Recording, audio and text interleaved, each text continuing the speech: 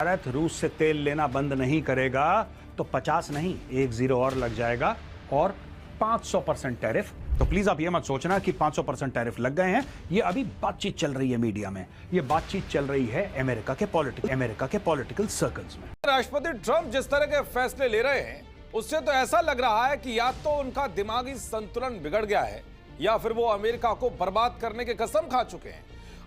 America के इतिहास में शायद ट्रंप ही वो अकेले राष्ट्रपति होंगे जिन्होंने दुनिया को झुकाने की सनक में अपने ही देश का बेड़ा गर्क कर दिया। में भारत और अमेरिका के बीच रिश्तों में और कड़वाहट आ सकती है।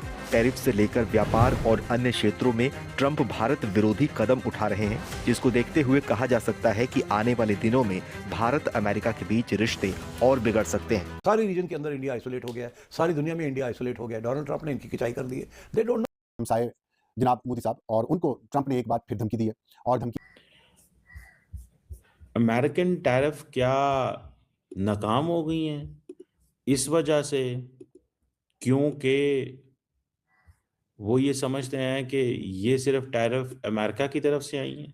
यूएसए के बैंक्स कोलैप्स हो रहे हैं, पूरी it is written on the wall. JP Morgan जो बहुत बड़ा बैंक है अमेरिका का, they have blink the first.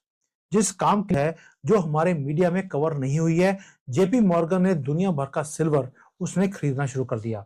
ये सरेंडर है साइड से या अमेरिकन साइड से। तो क्या आप देख रहे हैं कि कैसे ये पॉसिबल हो पा रहा है कि अमेरिकन प्रेसिडेंट जो है वो भी जो है टैरिफ लगाते चले जा रहे हैं भारत पे, लेकिन भारत की जो इकोनॉमी है वो एक तरह से आगे ही बढ़ रही है। उसकी क्या वजह हो सकती है? हाँ, तो मैं एकदम स्पष्ट हूँ, क्लियर हूँ। इंटरनेशनल रिलेशन में कोई दोस्त और दुश्मन नहीं होता। आपके फायदे और नुकसान दोस्त और दुश्मन होते हैं।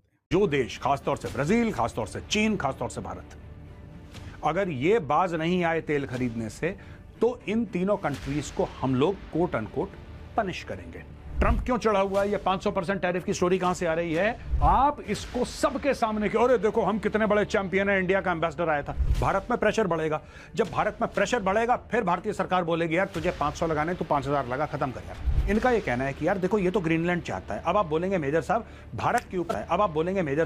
भारत के ऊपर 500% टैरिफ और ग्रीनलैंड, इन बीच में कनेक्शन क्या है? We need Greenland for national security, not for minerals.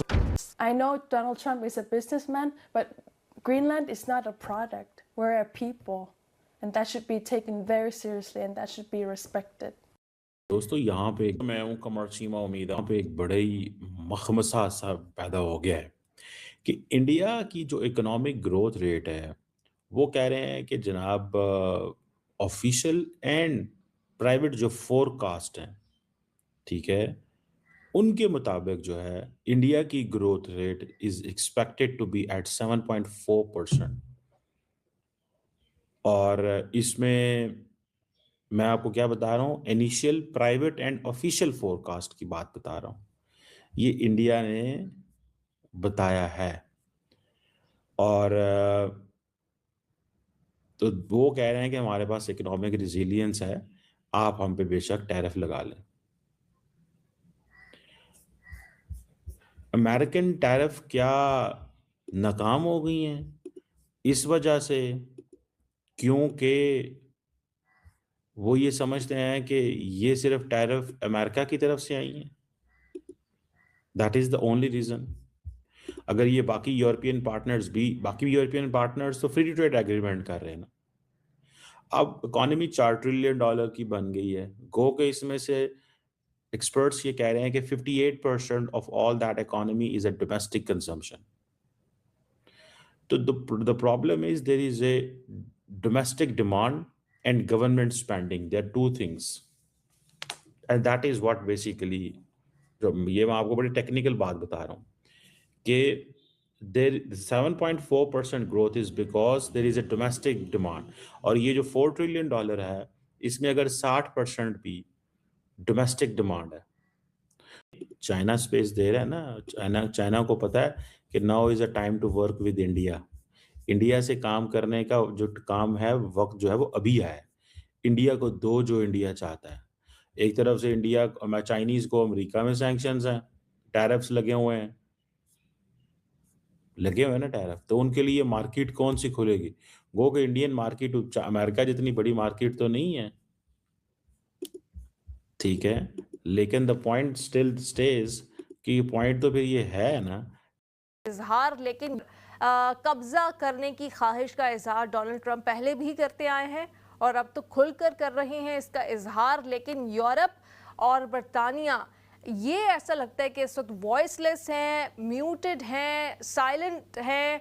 क्यों इतनी कमज़ोरी यहाँ से दिखाई जा रही है जब आपका एक यूरोपियन कंट्री जो है वो इस वक्त इस सिचुएशन से गुजरा हो? अस्सलाम वालेकुम, बहुत शुक्रिया, वेलकम करूँगी आपको। डेनमार्क की जानिब से ये जानना चाह रही हूँ कि डेनमार्क की जानिब से एक यूरोपियन मुल्क है और बड़ी उनकी जानिब से, उनके सदर की जानिब से भी कहा गया है इनफ इज़ इनफ। अमरीकी सदर को खुलकर तनकीद का निशाना भी बनाया, लेकिन वो जो सख्त अल्फाज हैं, वो सेम अग्रेशन या वो सेम पैशन हमें बाकी जो यूरोपियन कंट्रीज़ हैं, 27 ममालिक हैं यूरोपियन इत्तेहाद में, वो नेटो फोर्सेस के जो मेन कंट्रीज़ हैं, बरतानिया है, जर्मनी है, फ्रांस है, उनमें वो पैशन दिखाई नहीं दे रहा। तो क्या समझा जाए कि डोनाल्ड ट्रंप अपने ग्रीनलैंड को एनेक्स करने के मंसूबे में भी कामयाब हो जाएंगे? कि ये समझना बहुत जरूरी है कि ग्रीनलैंड है कहाँ पर और इसका दुदर है, और अमेरिका क्यों इसके ऊपर जोर दे रहा है कि मैं इसको खरीद लूंगा या इसको ले लूंगा अपने कब्जे में। सबसे पहले तो अगर इसकी आबादी की बात करें तो ये तकरीबन 56,000 के करीब टोटल या ना के करीब टोटल इनकी जो है ना वो आबादी है, यानी इससे ज्यादा नहीं है। और वो भी ये सारा जो 80% रकबा है, ये जो ग्रीनलैंड है, ये बर्फ से ढका हुआ है। थोड़े थोड़े छोटे छोटे खुश्की की जगह हैं जहां पर ये आबादी है, वो भी स्प्लिट है। दुनिया में ये सबसे बड़ा जजीरा है जिसकी जो रकबा है इसका तकरीबन 22 लाख किलोमीटर है। इसका मतलब यह है कि यूके से 9 गुना ज्यादा है और पाकिस्तान से 2 तिहाई बड़ा है। अब आते हैं